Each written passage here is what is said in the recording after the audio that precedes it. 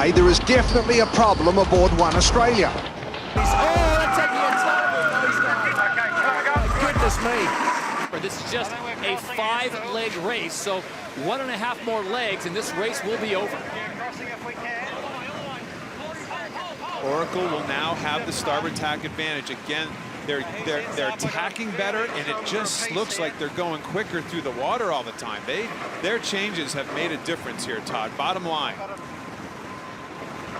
Going pretty well down there. Keep in mind, on the run, the boats are so even in speed. If Oracle gets ahead at the mark, they could easily hold them off and take the race. You heard Ray Davies there, Gary, say he's going pretty well down there. I haven't heard that phrase come out of Ray Davies the entire event.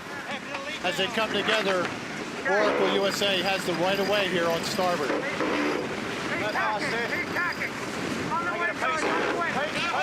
Wow, New Zealand almost capsized. Oh my gosh! New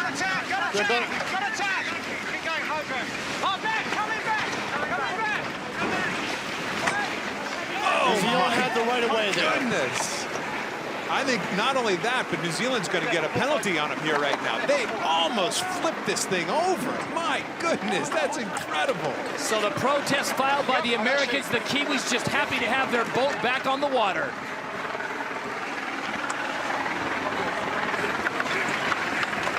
That is a rattled Dean Barker there right now. There's no other way about it. That was an incredible turn of events and a penalty on New Zealand. Port starboard against New Zealand in the middle of that near fateful flip over. GBR is way down low in the box. They're really tight up to that mark, leading up to that mark right now. Let's see if Dean Barker goes after him or if he tries to keep a gap between. He doesn't seem to think he's too tight on the ley line, so he's going for a hook, and he's coming in hot. He is going at one point looking like he was heading straight for And he gets him. He gets right around the inside. Oh, there's a collision, a big collision between the two boats. So this is going to be very interesting. No doubt the protest will be lodged, probably by the Japanese. Press the protest for room there, Ben. What will be the outcome of that? And more to the point, will there be any damage done? Well, there's for sure carbon fiber skins. There's going to be damage done. Fortunately, I don't think anybody's got hurt there because that was a lot of people. It looks like both boats are stopping. So there must be damage. Penalty against GBR. So they didn't think, well, obviously, as we were talking about, they came in hot on board Japan.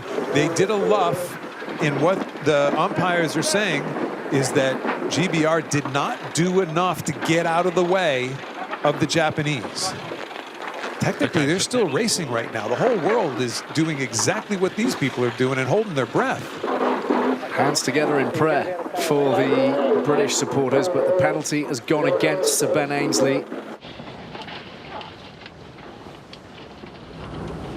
Now there seems a problem on One Australia. See, the backstay's gone loose and the forestay. There is definitely a problem aboard One Australia.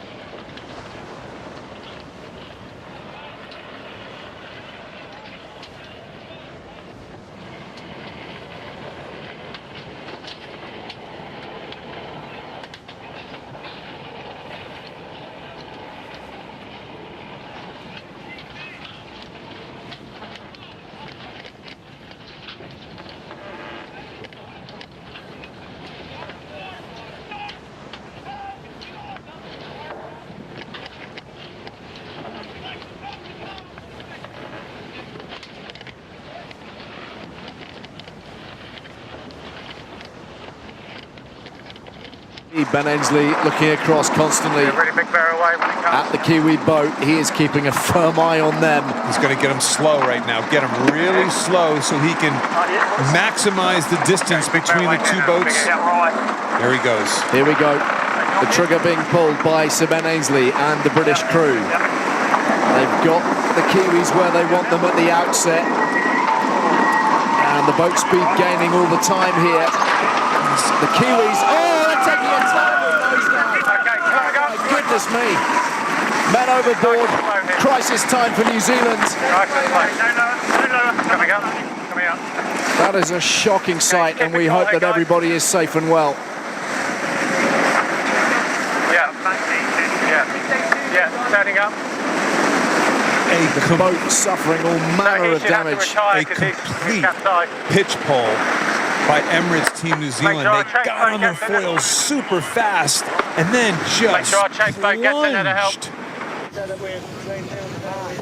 Yeah, well, they've changed the course to 025. So it's actually big time for the pole. Bad way.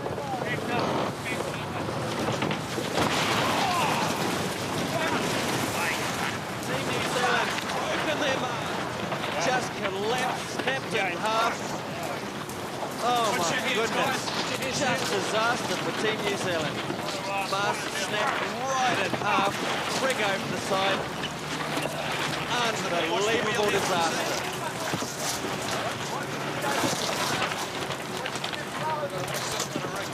Like a matchstick, it has just snapped.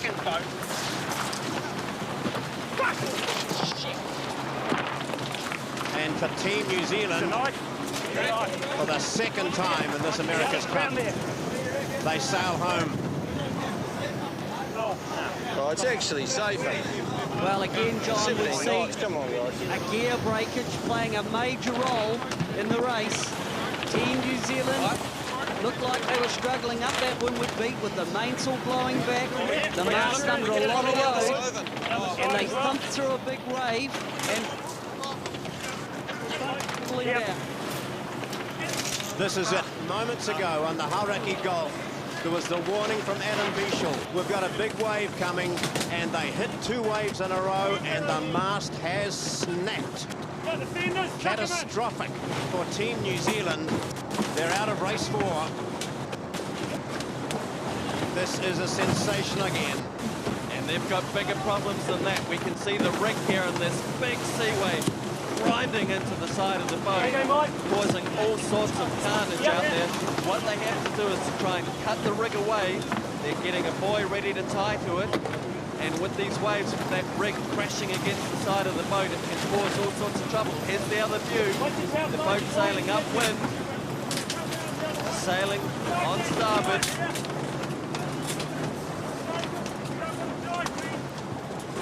And that's the view back to Team New Zealand. Incredible disaster, PJ. Just who would have believed this? Yes, Team New Zealand's America's Cup hopes crashed right around their ears. It looks as though the crew are okay.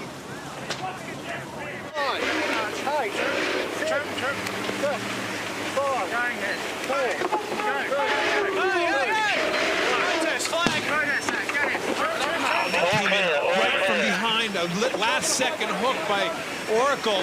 I'm really surprised by Oracle there, set themselves up for that. Good attack here. Protest by Oracle. Pass head to wind here. We're way past head to wind. Yeah. Okay. So they crossed the line on time. The Americans immediately filed a protest flag and a penalty to the Kiwis. Penalty to New Zealand there, guys. They'll just have to simply slow down, however.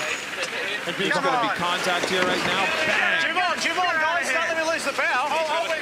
Jim on. Here we go. Let's go. Go hard the other way now. Idiots. Here we go. Nice work, Jimmy. An absolutely disastrous start for Emirates Team New Zealand. They will now have to sit for 2 boat lengths. Heading towards the top gate for the last time, 35 knots, American Magic.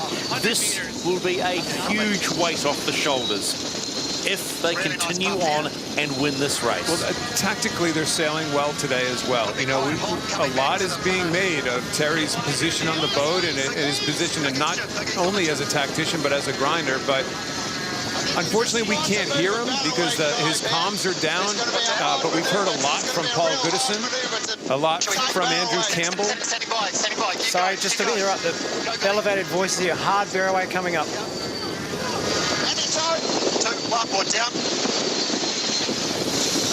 American Magic flying into that gate for the final time. And they were flying. Little squall here. Whoa, hang on. Trouble in the middle. American Magic. And they are over. You can hear the elevated voices going into that one. No rush. Wow. Stand by tack. Stand by tack. Tack. One, down. Try and get some comms to see everyone's okay on board. Luna Ross attacking it, taking it easy here at the moment as well. Big puff must have come across the course. Jimmy, the race is abandoned when one boat capsizes. The point is ours. Let's keep We keep sailing. Yes. Stand by, bear away. Yeah, easy mission. Easy bear away. Hey, You speed. can always drop the board after, so be generous on the bear away. 3, 2, 1, bearing away. Easy, Chip. Can we get anything else on this day? Stay up. No problem, no rush. Chase boats now getting to the attention of the American Magic crew.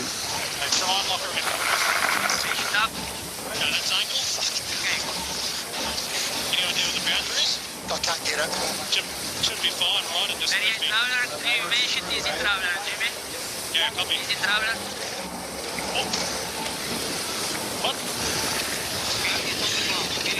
Well, that was a big capsize, wasn't it, boys? You could see the foam off the water, so it's like, uh-oh, big squall. They felt it coming. That's why they tacked around that mark to try to tack around. That's nice. It's all good. We can stay there. So Luna Rossa Prada Pirelli will continue on. We counted all 11 people in the when we had a vision of the boat, so it looked like all people were accounted for, all 11 crew members.